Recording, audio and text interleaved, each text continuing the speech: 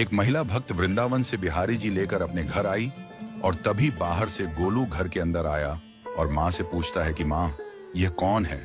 तो मैया ने बोला, ये भगवान है और ये ही हमारे मालिक हैं। अब तो घर में जब भी कोई नई चीज बनती तो सबसे पहले बिहारी जी को भोग लगता।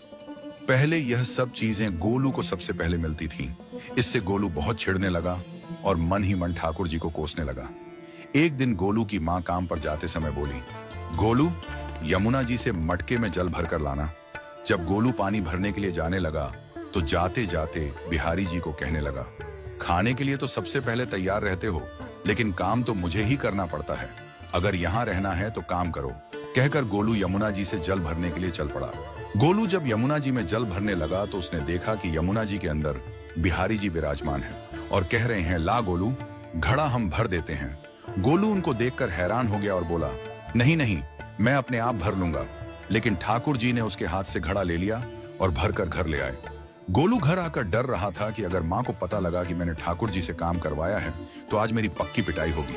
माँ ने घर आकर बिहारी जी को गीले कपड़ों में देखा तो एकदम से हैरान हो गई और कहने लगी कि गोलू, ये जरूर तेरी शरारत है, जरूर तूने ही इन पर जल डाला है। गोलू ने अपनी माँ को समझाने का बहुत प्रयास किया, लेकिन माँ ने उसको डांट कर चुप करा दिया और ठाकुर जी के भीगे हुए वस्त्रों को बदलने लगी। अगले दिन जब माँ ने गोलू को अनाज पिसवाने का काम दिया तो बिहारी जी फिर अनाज का कनस्तर ले आए और माँ को ठाकुर जी के वस्त्रों के ऊपर सूखा आटा पड़ा मिला। तो माँ ने फिर गोलू को डांटा कि तुझे पता नहीं कि ये हमारे भगवान हैं और तू भगवान के साथ शरारत करता है। आज तूने फिर इनके ऊपर आटा फेंका है?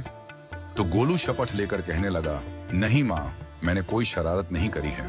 ये तो मेरे हाथ से गेहूं का कनस्तर लेकर खुद पिसवा कर आए हैं। गोलू की माँ आज बहुत गुस्सा हुई।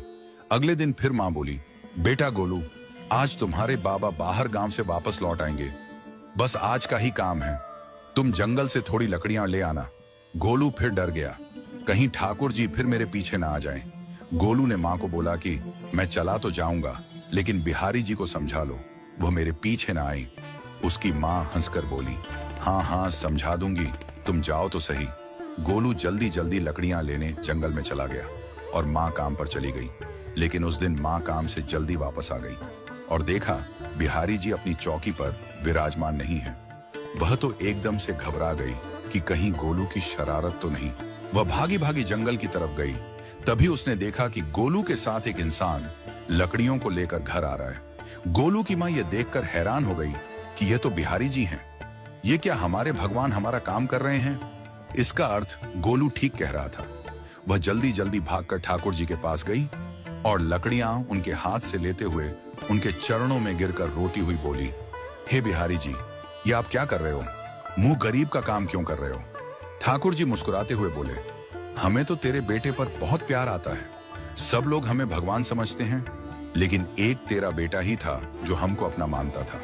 अपना मानकर वो हमें डांट भी देता था, हमारे साथ गुस्सा भी करता था, और जो हमें एक बार अपना मान लेता है तो हम उसके मान के लिए उसके ही हो जाते हैं।